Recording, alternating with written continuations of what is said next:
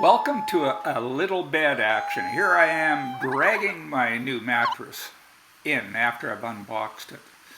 Very simple unboxing there, and in comes the bed frame, the base, and I'm going to put this thing together. All I need is a pair of diagonal cutters, scissors, and a utility knife. Here with the utility knife, I'm cutting the edge of the tape, laying the box down, opening it up.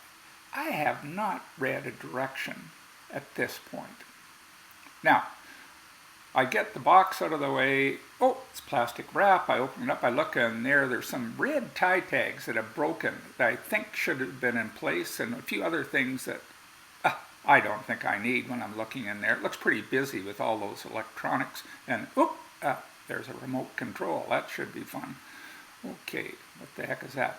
Okay. Looking in there, checking things out, seeing what's loose and what should or shouldn't be there, sort of guessing. And at this point, I don't know. Maybe there is some directions online, but this baby's fairly heavy. It's around 100 pounds, and I maybe shouldn't be doing it on my own, but I'm pretty svelte. Anyways, there may be something else here. I'll get rid of this excess cardboard, get it out of the way. Just stick it in there. Position this bed where it can open up in this relatively small bedroom. Remembering this is a twin XL. This is not a big bed. If it was a bigger bed, I'm pretty sure I'd need another person. I'm opening the legs now, and they come in three different, all separate packaging. And there's three little sections for each one. You can make them different heights. And I'm going to use the full length of the leg here. And, there's some directions. Look at that. Oh, I found the directions. Oh, anyways, I open it up because I've got a mechanical mind, and I can look at the gizmos in there. I'm going to screw the legs in. There's 6 of them. I'm going to just screw them in by hand, and they go in fairly easily with a little washer in between the bed frame and the leg. Make sure those go in hand tight. Didn't need any tools. Have a look. What should I do?